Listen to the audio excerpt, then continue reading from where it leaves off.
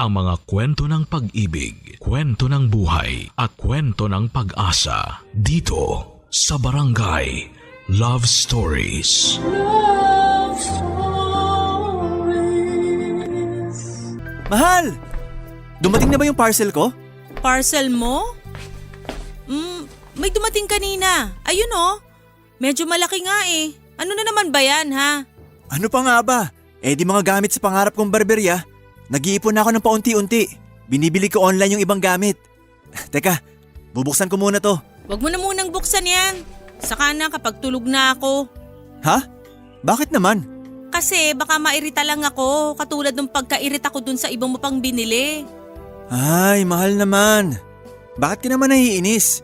Parang nga to sa business natin. Hindi ka ba natutuwa? Kasi nakakapagpundar na tayo ng mga gamit kahit paano?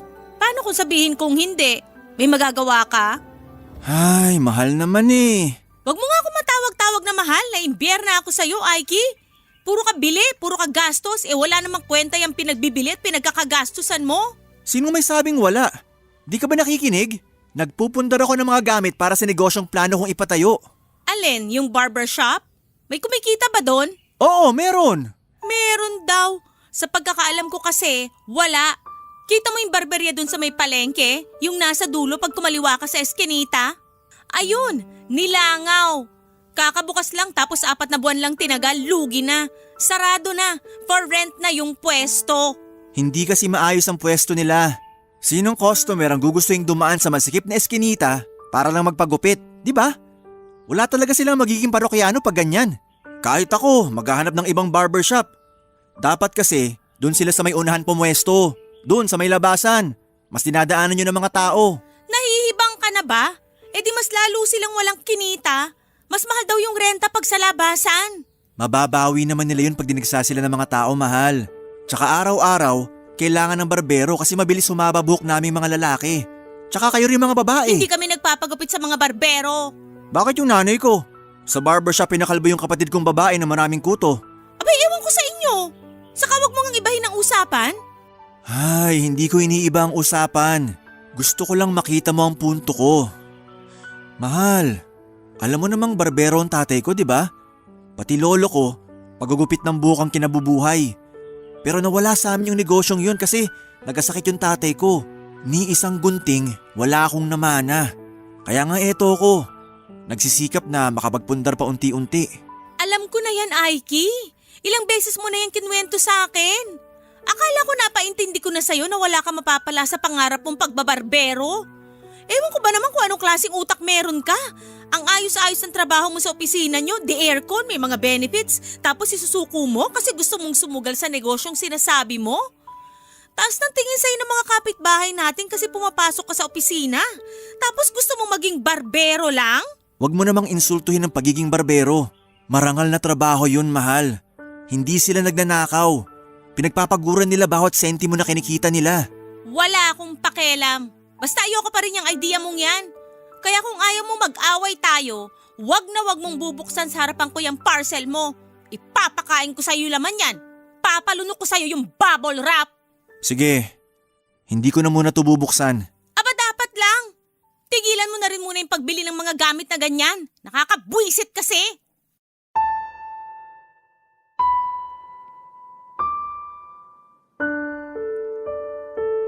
Maganda po si Rizalyn, morena, makinis ang balat at habulin ng mga kalalakihan. Doon pa lang sa opisina namin ay marami nang pumoporma sa kanya kahit na hindi pa siya nagtatagal simula makapasok noon. Hindi naman sa minamalit ko ang sarili ko pero sakto lang kasi ang itsura ko, Papa Dudut. Maitim ang balat, hindi katangkaran, hindi matangos ang ilong. Pero sabi ni Rizalyn ay nagwagwapuhan daw siya sa akin. Kumbaga nagja-jive ang mga personality namin pero kung may isang bagay na madalas kaming pagtalunan, yon ay ang tungkol sa plano kong pagtatayo ng barbershop. Naunawaan ko po na risky ang pagtatayo ng business kaya na-appreciate ko ang mga pros and cons na sinasabi niya pero nakakasama lang ng loob yon. Na para bang wala siyang kabilib-bilib sa akin sa mga pangarap ko, Papa Dudut. Aaminin kong nagtampo ako kay Rizalyn at diniscourage niya ako. Pero pinili ko pa rin pong unawain ang live-in partner ko. Inisip ko na baka may punto siya na hindi pa yon ang tamang panahon para seryosohin ko ang pangarap kong maging barbero. Na kailangan ko pang magkaroon ng sapat na kapital para mapondohan ang barbershop business ko. Kaya nga mas nagpursige ako sa pagtatrabaho para mas makapag-ipon palalo, Papa Dudut. Total ay wala pa namang kaming anak ni Rizalyn, ay hindi pa gaanong kalaki yung gastos naming dalawa. Lumipas pa po ang mga buwan, kinakitaan ko ng progreso si Rizalyn. Hindi na siya nagmumukmok sa bahay namin katulad noong unang 2 taon na nawala ang baby namin. Pero kasabay noon ay ayaw muna niyang magkaanak ulit kami. Siguro ay nandun pa rin yung trauma kaya hinayaan ko na lamang, Papa Dudut. Isang araw ay kinausap po ako ng kinakasama ko dahil meron siyang pinaplanong gawin.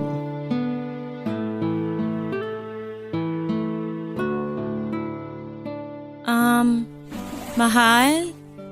Gising ka pa ba? Oo. Patulog pa lang sana. Hindi kasi ako makatulog eh. Bakit?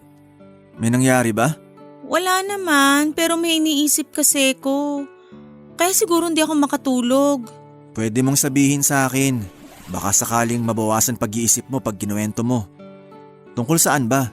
Wag na, baka mapuyat ka pa. May pasok ka pa sa trabaho bukas eh. Tulog ka na uli. Ipipikit ko na lang tong mata ko, baka dalawin na rin ako ng antok. Ayos lang naman sa akin. May alarm clock naman ako, tsaka di ko maaati matulog tapos ikaw gising na gising pa riyan. Kaya sabihin mo na sa akin yung iniisip mo. Sige na nga. Ano kasi, kanina nagbabrowse ako sa Facebook. Tapos nakita ko yung kaibigan ko, si Margaret, yung taga Valenzuela. May cake business na siya. Talaga? Ang galing naman. Natatandaan ko, sabi mo, nagkatrabaho siya nung dati sa panaderya. Tagabenta ng pandesal. Yung gawa sa malunggay. Alam mo, masarap yun. Oo, pero bawal sa akin yun eh. Allergic ako sa malunggay, di ba? Ay, oo nga pala. Pero ayun nga. Nagulat ako kasi inalok ako nung nagchat ako sa Messenger. Siyempre nag-order ako. Made to order pala yun. Sa makalawa pa darating. Gusto ko kasing tikman para mahusgahan. Ito oh. Tingnan mo yung design. Maliit lang naman yung bento. Sandali, saan na ba yun? Ito! Ayan, tingnan mo, mahal. Cute, di ba? Ako namili ng kulay niyan. Uy, oo nga. Cute nga. Galing talaga ng mahal ko. Siyempre, artistic yata ako. Marunong akong tumingin ng kulay. Ito ngang bahay natin, pinapaganda ko tapos ikaw lang yung panira eh. Sobra ka naman. Totoo naman. Kapag gusto ko kulay puti lahat, hahaluan mo ng dilaw o pula. Tingnan mo ilagayan natin ang kutsara sa mga plato. Hindi akma yung kulay sa iba pang gamit natin. Buy one take one kasi yun online. Kaya binili ko na. Nakamura pa tayo. Eh di sana pinili mo yung kulay puti. Para pare-pareho sila nung thermos natin saka water jug. Walang puti sa option, mahal. Blue, green, tsaka yung pula lang. Kaya yun na lang ang pinili ko. Di ko naman alam, gusto mo pala terno-terno. Tawag kasi doon, aesthetic. Di ko alam yun. Ay nako, yan yung sinasabi kong panira ka. Dapat kasi tinatanong mo ko para hindi tayo nagkakasalisi ng gusto. Pagtatalunan ba ulit natin yun? Akala ko tungkol sa cake na binibenta ni Margaret ang usapan. Ikaw kasi, nakakainit ka ng ulo. Naalala ko tuloy. Ako na naman po ang may kasalanan. Anong sabi mo? Wala. Sabi ko, tinanong mo ba yung kaibigan mo kung paano niya natutunan mag-bake at mag-customize ng mga cake? Aba oo naman. Sabi niya nag-enroll daw siya sa baking class. Libre lang, ganun. Talaga? Ang galing naman. Pero yung mga ingredients na gagamitin sa actual baking, yun ang bibilin. Kasi syempre, limitado lang naman stocks doon. Sa bagay, pero nakakabilib pa rin. Yun nga eh. Kaya iniisip ko, mahal, gusto ko rin mag-aral mag-bake. Okay lang ba? Ha? Oo naman. Okay lang, pero may papasukan ka na ba? Meron. Sinabi sa akin ni Margaret kung saan siya nag-aral. Tapos nalaman ko, meron sa may bandang Pasig. Mas malapit. Ay, Desidido na talaga ako. Ilang gabi ko na yung pinag-iisipan. Oo, wala akong masyadong idea sa paggawa ng mga tinapay o pagbibake ng cake pero gusto kong matuto. Mahal, malay mo maging katulad ako ni Margaret. Makapagbenta rin ako ng mga cake at makapagpatayo tayo ng tindahan. Kung ganyan na desidido ka na, tuloy mo mahal. Natututo ka na, tsaka maganda rin na may pinagkakaabalahan ka para malibang ka. Talaga? Susuportahan mo ako? Oo naman, bakit hindi? Wala lang. Naisip ko lang kasi baka ayaw mo dahil hindi kita sinusuportahan sa pangarap mong barbershop. Hindi naman ako ganong klase ng tao. Mabuti, kasi kumpara sa plano mong barbershop, mas may kikitain yung plano kong cake shop. Kaya doon na lang tayo, mahal. Malay mo, balang araw, yumaman din tayo. Papa Dudut, masaya po ako nang sabihin sa akin ni Rizalyn ang balak niyang pag-enroll sa baking class. Doon pa lang sa kagustuhan niyang matuto ng ibang bagay, sino na ako para hindi suportahan ang babaeng mahal ko. Kaya nga hindi lang moral support ang ibinibigay ko sa kanya, pinansyal at emotional na rin. Kumuha po ng short-term course sa baking ang live-in partner ko. 5 araw ang pasok niya na may 4 na oras na klase. Sa loob ng mga panahong yon ay tinutukan ni Rizalyn ang pag-aaral niya up to the point na pati weekend ay busy siya. Ang tinutukoy ko po ay yung mga time na hindi ko na siya mayayang lumabas para makipag-date kasi itutulog na lang daw niya o busy siya sa pagka-practice ng pag-bake nila sa mga susunod na araw. Nalulungkot ako sa parte na yon dahil naglalaan ako ng oras para makasama siya at hindi pag-usapan ang trabaho o ibang bagay pero pakiramdam ko ay kasabay ng pagiging abala niya. Sa bago niyang ginagawa ay ang pagkawala niya ng panahon sa aming relasyon, Papa Dudut. Barangay Love Stories. Barangay Love Stories. Bilang partner ay patuloy ko pong sinuportahan si Rizalyn sa bagay na ginagawa niya. At yun nga yung baking class niya, Papa Dudut. Nakikinig ako mabuti sa kanya kapag nagkikwento siya ng mga gusto niyang mangyari pag natapos na niya ang kanyang kurso. Naalala ko na nabanggit niyang may plano siyang gumawa ng cakes and other pastries para gawing negosyo. Gusto niya ring magtayo ng physical store kapag nakaipon na at may sapat ng kapital. Habang masaya ako dahil nakikita ko ang dedikasyon ni Rizalyn, hindi ko mapigilang mainggit sa suportang ibinibigay ko sa kanya.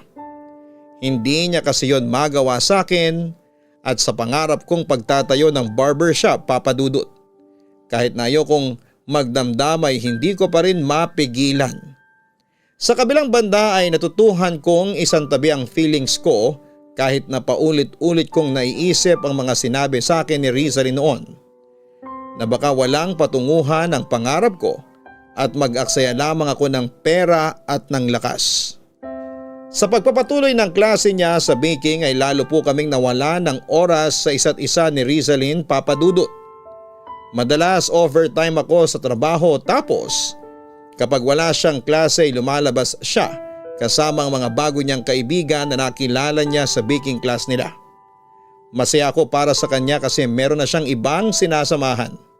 Kaya kahit mas lalong nabawasan yung oras namin sa isa't isa ay hindi ko na po yun masyadong dinamdam.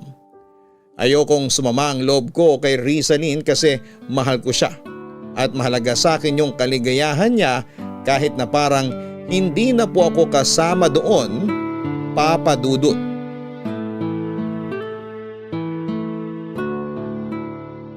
Ayan! Ako nag-bake niyan sa klase namin kanina tapos nag-uwi ako para ipatikim sa'yo. Wow! Mukhang masarap, mahal. Anong mukhang masarap lang? Siyempre masarap yan! Ikaw naman, syempre matik na yon. He, dami mong sinasabi. Teka, upo ako. Oh, ito yung kutsilyo. Mag-slice ka para sa sarili mo. Dali, dali! Tikman mo na! Ito na oh.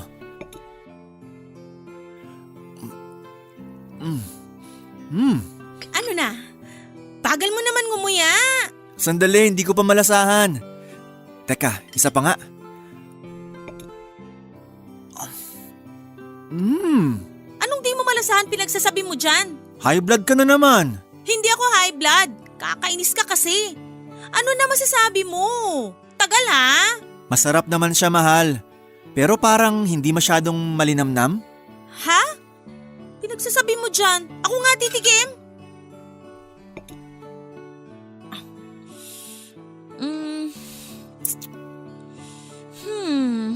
Pero masarap nga.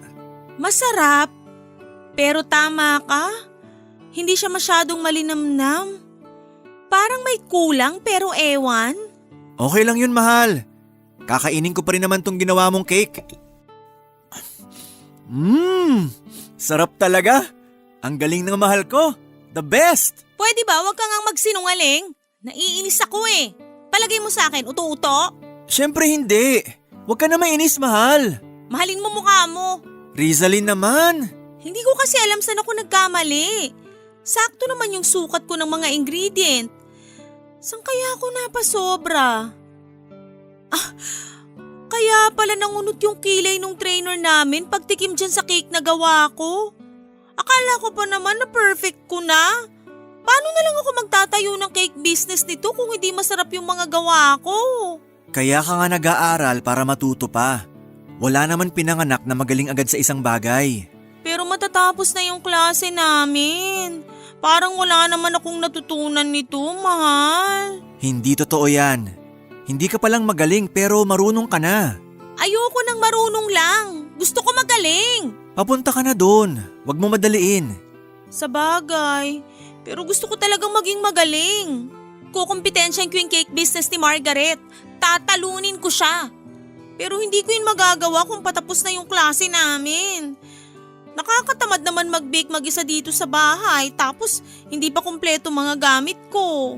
Pwede naman kitang bilhan ng mga gamit na kailangan mo pa unti-unti. Wag na, may naisip akong paraan. Anong paraan? Mahal, may kaklase kong mayaman. May bake shop yung pamilya nila. Doon lang din sa Pasig. Sabi niya kung gusto ko raw mamasukan doon. Gumagawa sila ng cake. Pwede ko raw ituloy doon yung training ko habang kumikita ng pera kasi babayaran nila ako. O, di ba? Panalo na! Oo, pero… Pero ano? Lalaki ba tong kaibigan mo? Oo, nakwento ko na yun sa'yo. Nakalimutan mo na, no? Medyo. Yan tayo eh. Ano kung lalaki? Mabait naman yun, no? Oo nga, pero… Ano ba kasi yun? Teka, wag mo sabihin nagsiselos ka. Hindi ah. Wag mo nga akong ma-eme-eme dyan, Aiki. Kabisado ko hilat siya ng bituka mo. Nagsiselos ka nga? Sus ka naman. Masisisi mo ba ako? Siyempre maghapon kayo magkasama dun sa bake shop nila. Magtatrabaho ako doon, hindi ako makikipaglandian. Ikaw nga ilugar mo yung selos mo. Para kang abnormal. Sinabi ko naman sa'yo, willing ako magbigay ng pera para puhunan mo sa plano mong business, mahal. Bakit kasi kailangan mo pang mamasukan dun sa kaklase mong yun? At bakit hindi? Sige nga, bigyan mo ako ng dahilan kung bakit hindi ko kakagatin yung oportunidad na yon. Wala kang masabi kasi wala ka naman talagang dahilan. Hay, kainis ka talaga. Akin na yung cake. Uy, saan mo dadalhin yan? Di pa ako tapos kumain. Huwag ka na kumain. Nayayamutan ako sa'yo. Mahal naman eh.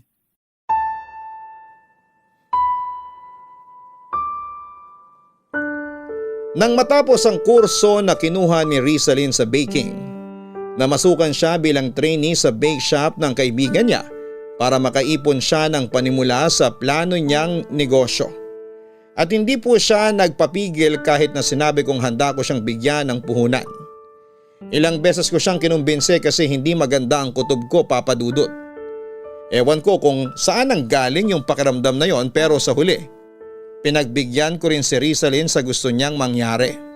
Dahil sa bago niyang trabaho na 6 na araw sa isang linggo ang pasok, lalo kaming nagkalayo ng loob. Lalo siyang nawala ng oras sa akin at sa relasyon namin, bagay na kinakalungkot ko. At kahit na anong pilit kong unawain tulad ng madalas kong ginagawa, nauwi po sa away ang pagsasabi ko ng nararamdaman ko sa live-in partner ko. Madalas sinasabihan niya akong isip bata kasi daig ko pa raw ang alagaing sanggol sa pagiging clingy ko sa kanya. Na OA raw ako, na matanda na ako para pagtapunan ng atensyon at kung ano-ano pang masasakit na salita na hindi ko inaasahan.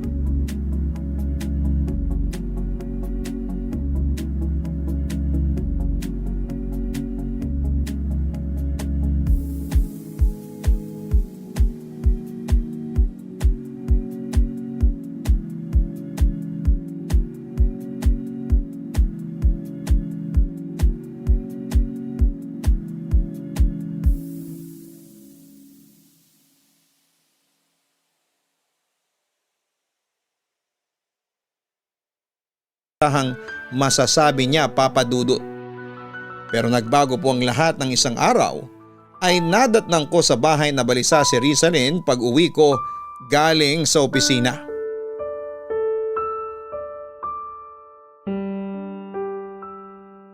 Mahal, kapag ba nakagawa ako ng kasalanan sa'yo, mapapatawad mo pa ako?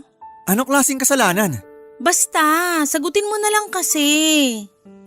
Oo, pero ano nga kasi yun? May ginawa ka na ba? Siyempre wala. Ay, nagtatanong lang. May plano ka bang gawin? Wala. Baliw ka ba? Nagtatanong lang din ako, mahal. Huwag ka magalit. Hindi ako galit. Okay, pero may problema ka ba? Kasi mukha kang malungkot eh. Pagod lang ako sa work. Hindi pala talaga biro yung magtrabaho uli matapos kong masanay sa bahay natin ng 2 taon. Sa tono mo, parang ibang klase yung pagod mo ah. Anong ibig mong sabihin? Kasi dati naman ganadong-ganado ka. Oo, nakakapagod pero lagi ka pa ring masaya. Pero ngayon, parang may kakaiba. Ay, gusto ko nang umalis sa pinagtatrabahuhan ko, Aiki. Bakit? May nangyari ba? Feeling ko ayaw sa akin ng mga kasama ko dun eh. Lagi nila akong pinagbubulungan, tapos kung makatingin sila sa akin, kala mo kung sino. Sinubukan kong wag pansinin kasi baka inggit lang sila sa beauty ko, kaso nakakasawa rin pala. Paglalabas sila, di nila ako sinasama. Tapos pag may celebration sila, katulad nung nakaraan, may pa-surprise sila sa boss namin. Etsapuera ako. Para tuloy akong eng-eng dun sa kitchen habang takang-taka kung ano yung pinaghahandaan nila. Sinubukan mo na ba silang kausapin? Kung usap lang, matagal ko nang ginawa. Todo-todo pa pakikisama ko sa mga yun.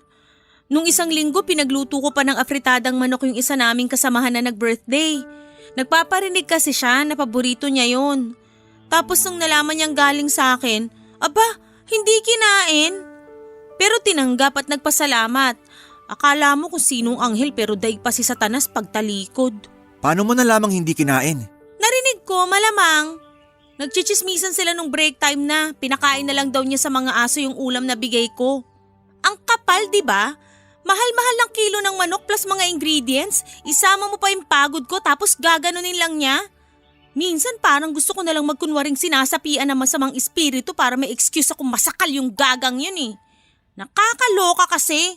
Mahal, mali naman yung iniisip mo. Baka isumbong ka pa sa boss. Pero mali rin naman yung ginawa niya. Pinaghirapan ko yun, regalo ko nga yun sa kanya tapos… Ay… Makarma sana siya sa ginawa niya, mahal. Ayoko na talaga.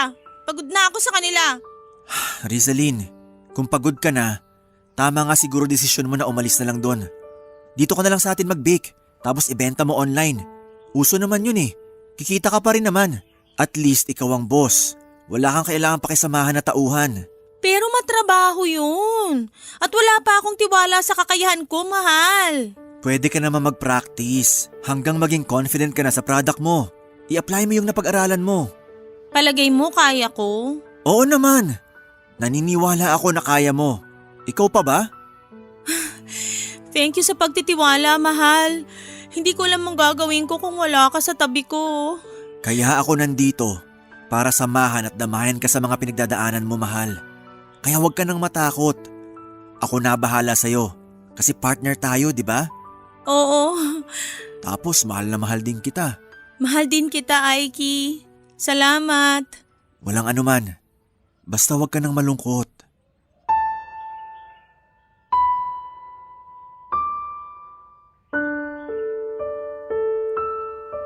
Hindi pa rin malinaw sa akin kung saan nanggagaling yung labis na pag-alala ni Rizalyn. Pero mas nanaig po yung pakiramdam na i-comfort siya, Papa Dudut. Gusto kong mawala yung kung anumang takot na nararamdaman niya. At lagi niyang isipin na kasama niya ako, Papa Dudut. Hindi siya mag-iisa na harapin ang mga bagay na yon dahil nasa tabi niya ako bilang partner niya, Papa Dudut. Kung tatanungin ninyo ako kung ano ang isang bagay na kinakatakot ko ng mga panahong yon, walang iba kundi yung bumalik ang depresyon niya. Simula ng gabing yon ay kapansin-pansin na mas nagiging affectionate na sa akin si Rizalyn. Naging mas malambing siya. Naging mas maalaga sa akin at maasikaso.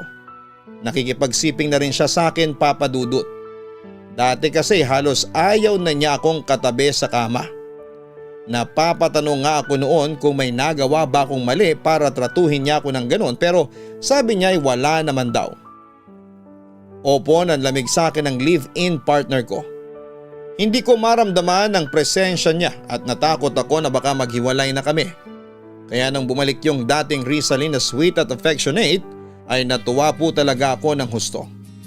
Lumipas po ang ilang linggo, sinurpresa po ako ni Rizalyn nang sabihin niyang siya ay nagdadalang tao, Papa Dudut. Barangay Love Stories. Barangay Love Stories. Napakasaya ko po nang malaman kong buntis si Rizalyn, Papa Dudut. Siyempre magkakaanak na kami at lalaki na ang aming pamilya.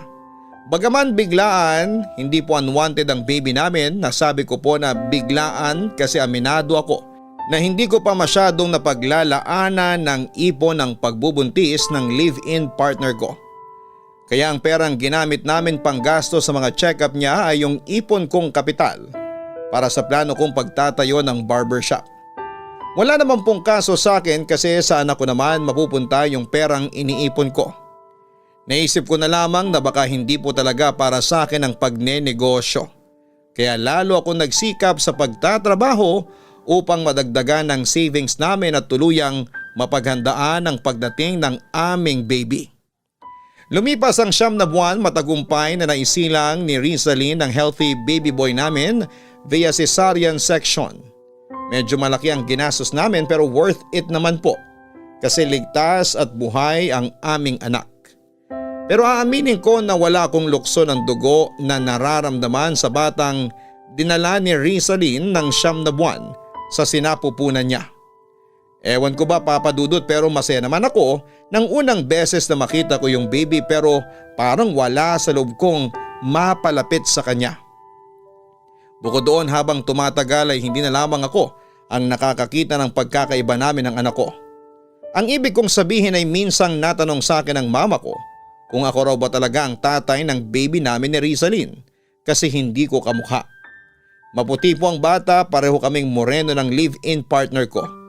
May pagkamatangos din ang ilong ng anak ko at sakto lang naman po yung sa amin ng mama niya. Marami pa pong kaibahan na hindi ko na lamang sasabihin para sa maprotektahan ang bata, Papa Dudut.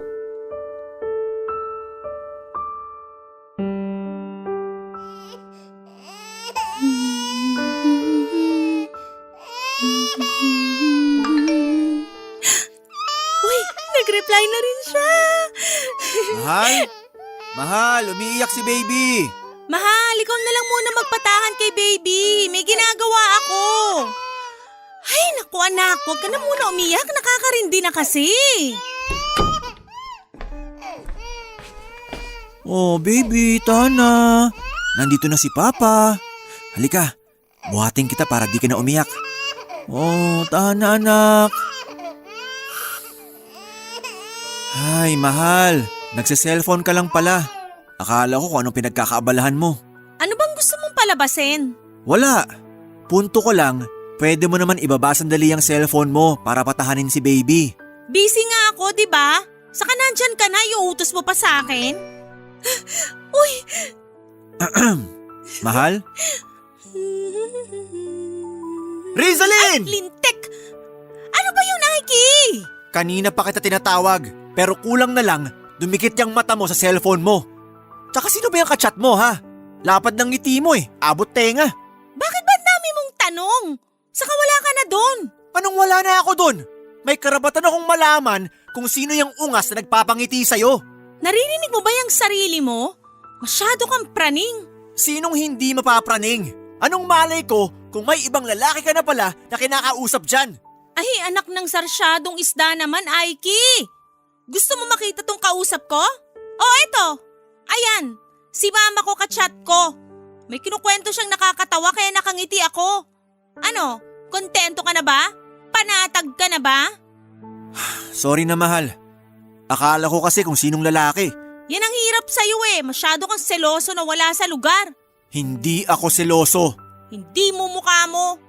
Yung kaklase ko nga dati na boss ko rin sa pinapasukan kong bake shop pinagseselosan mo Tapos sasabihin mo sa akin na hindi ka seloso? Kung hindi, ano lang? Praning? Tama nga ako, masyado kang praning. Hindi mo ako masisisi. Tumigil ka. Dami mo pang satsat, yun na rin yon. Ay, anak, tahan na. Hindi kami nag-aaway ng mama mo. Hindi raw. Kung nakakaintindi lang sana yung bata, malalaman niya na pinagbibintangan mo ko. Mahal, hindi ganun ang punto ko. Huwag mo nga akong tawaging mahal pagkatapos mong palabasin na malandi ako. Ay, nak, tahan na sabi. Akin na nga yung anak ko. Hindi ka marunong magpatahan, palibasa hindi mo naman anak. Ha? Anong sinabi mo? Wala. Akin na sabi yung anak ko. Papadudot, narinig ko po ang narinig ko.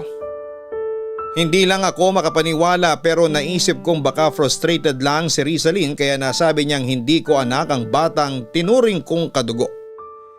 Pero aaminin ko na nakadagdag po yun sa pagdududa ko tungkol sa kung anak ko ba talaga ang baby na dinala niya sa kanyang tiyan ng 9 na buwan.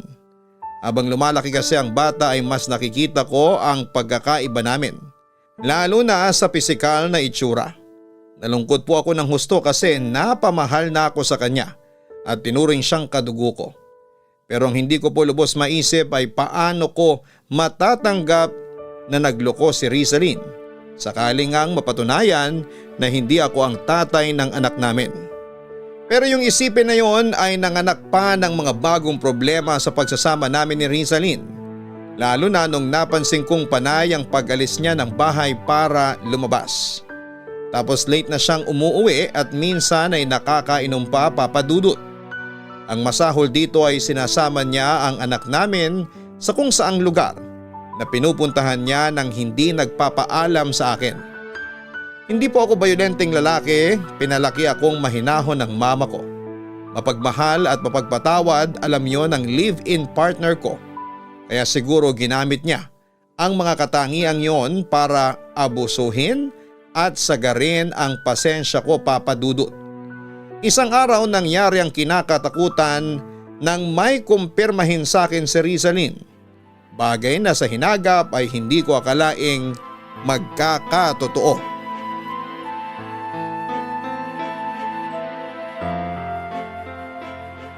Anong sabi mo? Nakikipaghiwalay ka na? Oo. Gusto ko nang makipaghiwalay sa'yo kasi hindi na kita mahal. Bakit? Paano nangyari yun, Rizalyn? Kasi hindi ko alam.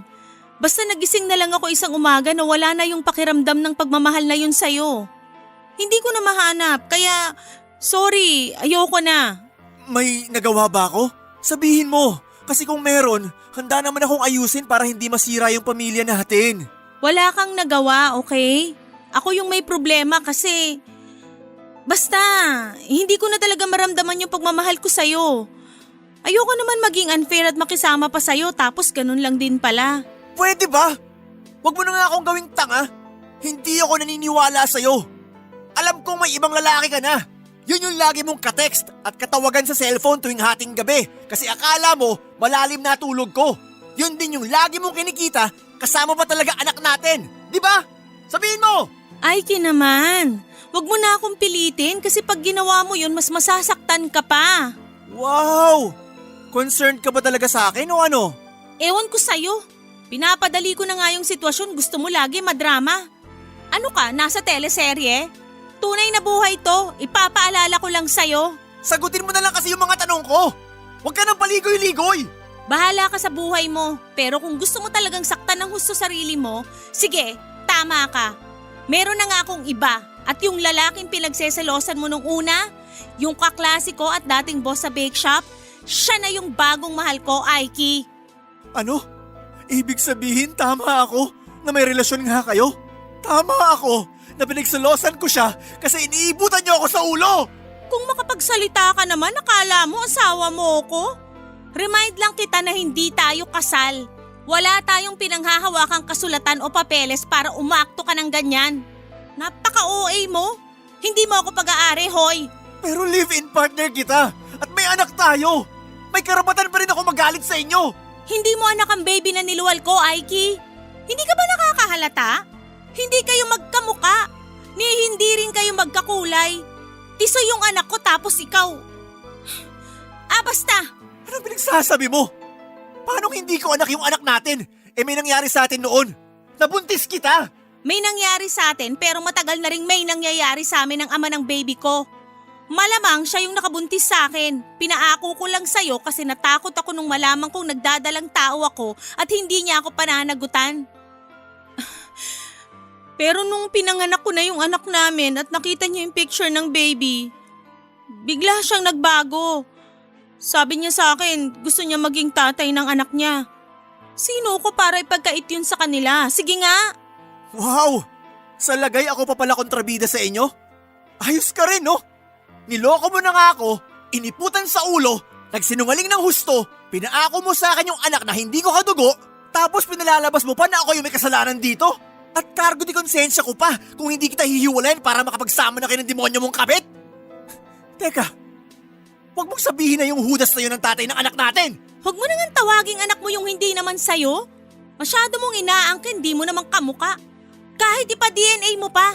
Pero mag-aaksaya ka lang ng malaking pera kasi mapapahiya ka lang sa resulta.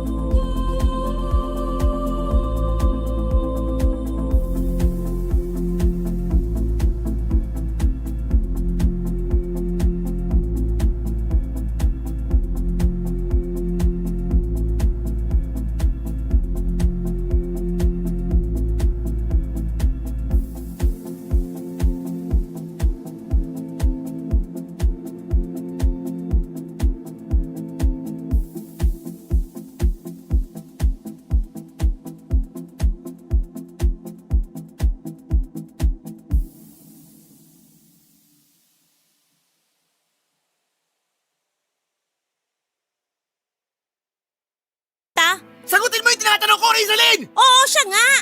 Masaya ka na? Ang sama mo! Paano nyo nagawa sa akin to? Sorry, okay? Hindi namin sinasadya.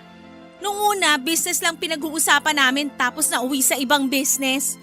Sabi niya gusto niya akong kasosyo pero iba pala ibig sabihin nun. Lumayas ka na sa harapan ko! Umalis na kayo ng baby mo! Kasi ayoko na kayong makita sa pamamahay ko! Kapal na mukha mong babae ka! Ikaw na nga yung nakagawa ng kasalanan! Ikaw pa yung mukhang biktima! Di ko alam kung saan ka kumukuha ng lakas ng loob pero sana hindi ka karmahin sa ginawa mo!